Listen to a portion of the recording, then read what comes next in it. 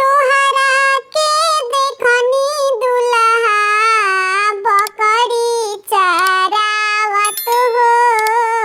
कैसे कैसे आइला ए दुल्हा पापा के पसंद हो।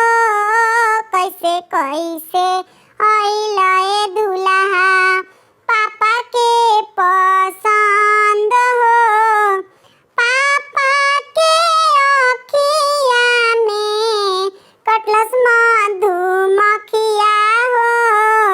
पापा के अखिया में कटलस मधुमक्खिया हो।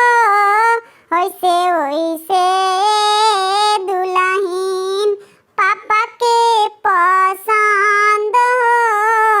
ओइसे वहीनी ये दुल्हन पापा के पसंद हो। तोहरा के देखनी दुल्हा गदहा चरावत हो। कैसे कैसे आइला ए दुल्हा